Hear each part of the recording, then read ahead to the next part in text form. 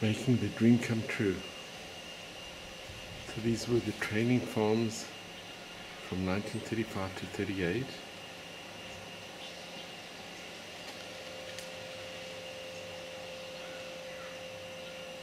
And here we have in Lublin,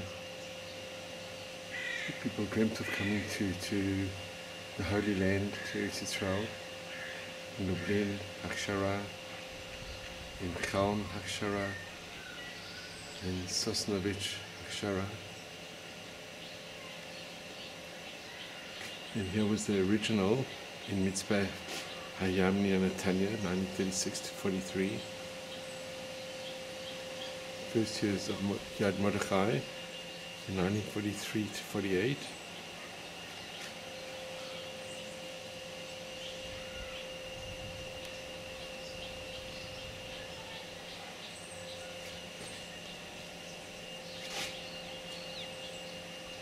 This is a temporary farm, temporary site, from 48 to 49, and returning home in 1949. And this is the bombed out water tower, and this is Yad Mordechai in 2012.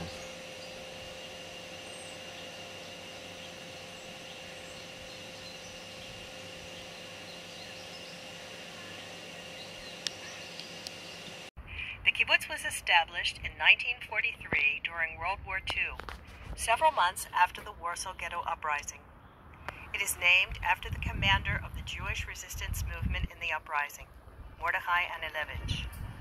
He was killed while fighting against the Nazis, who destroyed the entire ghetto in May 1943. Mordechai Anilevich remains a symbol of Jewish resistance during the Holocaust to this day. Kibbutz Yad Mordechai was built here in the Negev, both in the effort to settle the desert and to ensure that the region would be part of the newly established State of Israel. For the first 4 years, the kibbutz enjoyed growth and development. Life was peaceful, and good relations were maintained with the neighboring Arabs in the area. During this time, the water tower was built, rising to a height of 18 meters, which could easily be seen from a distance. On November 29, 1947, the United Nations passed the partition plan.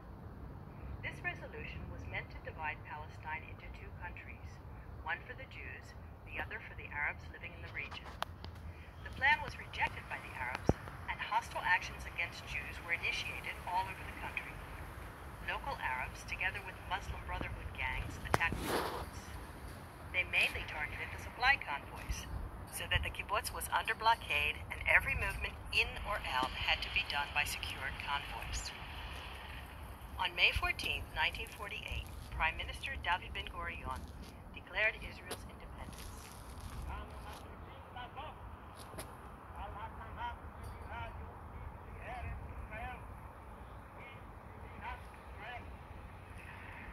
The following day, the Egyptian army invaded Israel. In order to reach Tel Aviv, the Egyptian forces needed to be able to travel north on the road that passed close by the kibbutz. Since Kibbutz Yad Mordechai had full control over this road, the Egyptians were determined to conquer it. For 6 days, a well-armed Egyptian brigade attacked the kibbutz. Several dozen poorly armed defenders of the kibbutz, together with Palmach fighters of the newly established Israel Defense Forces, were able to repel the Egyptian forces over and over again. They displayed great bravery, despite suffering many casualties. The water tower was the main target of the Egyptian cannons. Following every bombardment from the Egyptians against the kibbutz, the defenders from their various outposts turned their heads to see if the tower was still standing. Under blockade, with the lack of arms, with no reinforcements in sight, and on the verge of despair, the water tower, stubbornly standing even after being hit, became a source of inspiration for the defenders. The tower's seeming determination to remain standing inspired many songs, stories, and legends to be written about it.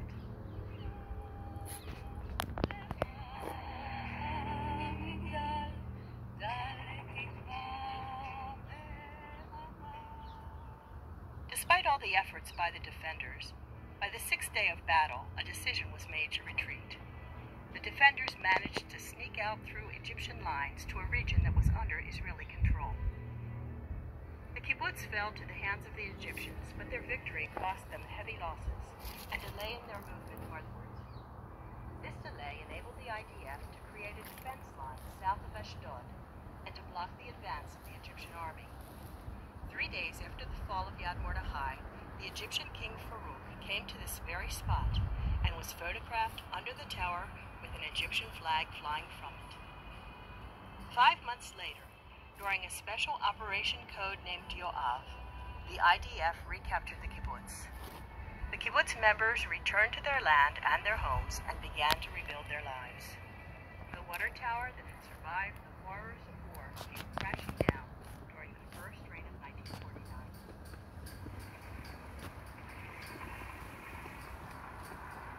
Today, close to where the tower once stood, stands the sculpture of Mordechai. It was sculpted by Nathan Rappaport and was his first work of art in Israel. It was dedicated in May 1951 during Holocaust and Heroism Remembrance Day. 10,000 participants arrived for the event from all over the country. The statue holding a hand grenade expresses courage, determination, and strength.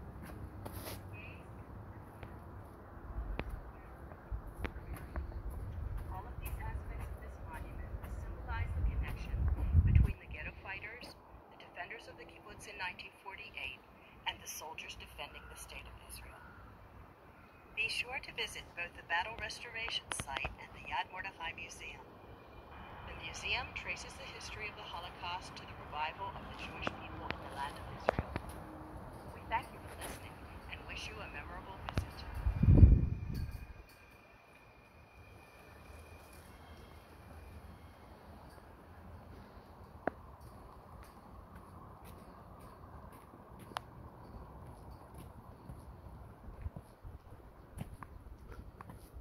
This is the statue to the memory of Mordechai Anilevich.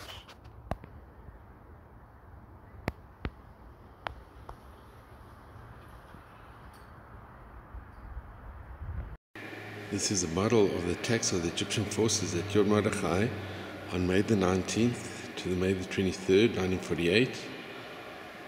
And this is a scale of Yad Mordechai.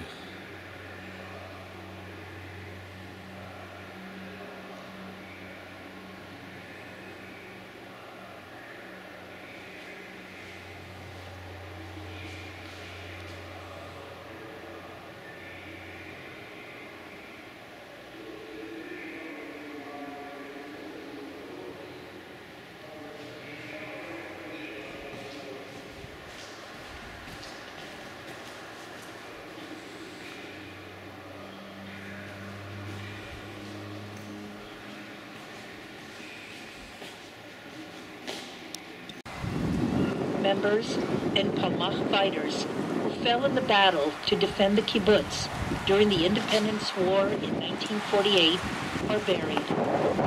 On May 14, 1948, the first Prime Minister of Israel, David Ben-Gurion, declared the establishment of the State of Israel. The day after, 5 Arab armies invaded the newly founded state, and the war for independence escalated. The Egyptian army that was part of this invasion advanced its troops northwards in the direction of the center of the country. The advance route passed close to Kibbutz Yad Mordechai, and the Egyptian army took enormous steps to try and occupy it. For 6 days, the Egyptians led intensive attacks with a brigade force that was well equipped. Standing against them were just 130 male and female kibbutz members, strengthened by only 16 Palmach fighters, equipped mainly with personal firearms. After 6 days of relentless fighting, with the number of casualties climbing up and ammunition supplies exhausted, an order was received to retreat and evacuate the kibbutz. Before leaving, they buried their dead in a temporary mass grave dug just below the hill where the water tank stood. They took care to camouflage the area so the Egyptians would not be able to find it. During the retreat, 2 kibbutz members, Libka Shefer and Yitzhak Rubenstein, as well as an injured Palmach fighter, Benjamin Eisenberg, that they were carrying, disappeared. On November 5th, 1948, 5 months after evacuating the kibbutz, Yad Mordechai was reoccupied by the Israeli army. The day after, the members of the kibbutz returned to their demolished home and immediately started rebuilding it. One of their first priorities was to locate the mass grave of their comrades. To their relief, the Egyptians had not discovered the site nor desecrated the bodies, as they had done in other places. In December 1948, after all bodies were identified, the fallen were brought for eternal rest in this cemetery. The founders of the kibbutz chose this hill with the intention of keeping their fallen friends in the heart of the kibbutz. The site is close to the center of the kibbutz, where all the activities of this vibrant community take place once again. The kibbutz created here a symbol of continued commitment, similar to that of the fallen, who bravely gave their lives during the tough and fateful battle over Yad Mordechai. At the reburial ceremony, Artik Weiman, one of the founders of the kibbutz, eulogized the fallen as follows. 7 months had passed since those fateful nights in which we dug, under the pale moonlight and under the rain of shelling from the enemy, those temporary mass graves. With no military ceremony, with not a moment to reflect upon our pain, without a tear over the loss of friends, we buried your precious bodies in the same land that was saturated with your pure blood. There was no time to weep. With our broken hearts, we told ourselves to be strong and to continue the struggle, just like you would have wanted us to do. Many came today to bid you a final farewell. You are called heroes, and in the light of your sacrifice, a new generation of Jewish youth will be educated in our young state and in the diaspora. You have entered the pantheon of Israeli heroism. On this hill you will reside, in the center of the kibbutz that will be reestablished from the beginning. And like silent witnesses, you will watch from the heights of your tombstones the fulfillment of your last hope, rebuilding the ruins of Yad Mordechai. In 1954, 3 tombstones were laid here in memory of the 3 missing defenders who disappeared during the retreat from Yad Mordechai. Over the many years since their disappearance, Eitan, the IDF unit responsible for searching and locating missing soldiers in action, has been looking for their place of burial. 70 years after the Independence War, the unit concluded that in 1949, Lipka Shefer was buried as unknown in a brother's grave located in nearby Kibbutz Nitzanim. The tombstone made in her memory was taken from this cemetery, and a sign marking her name and her story was placed at the cemetery in Nitzanim. The Eitan unit continues to this day to search for the 2 other missing in this battle. Among the buried here is the grave of Meir Finkelstein of blessed memory, who fell in the Independence War. His grandson, Or Shahar, who was born in the kibbutz and served in the engineering force, fell in battle during the Second Lebanon War. Following the request of the family, Or was buried here in front of the grave of his grandfather. Nearby, the museum from Holocaust to Revival was opened in 1888. Inside is a memorial room commemorating the kibbutz members who lost their lives in the many wars that Israel has fought, including those during the Independence War. Detailed explanations about the history of the kibbutz and about the battles fought here can be heard in the museum, at the recreated battle site, and by the memorial statue of Mordechai Anilovich. We thank you for your attention.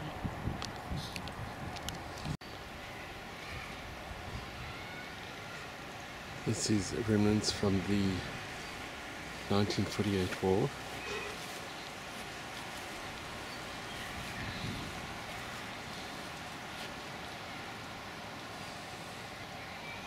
from an armored vehicle.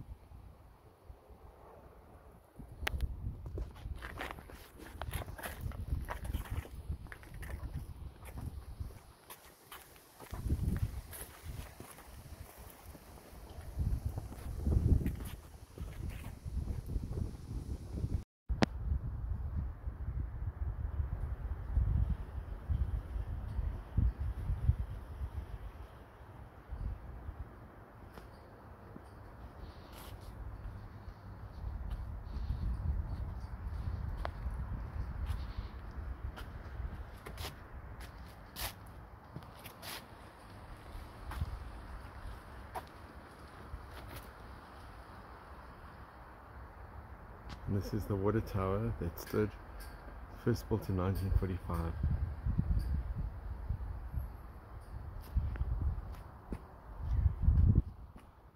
And the juxtaposition of Mordechai and the water tower is very symbolic.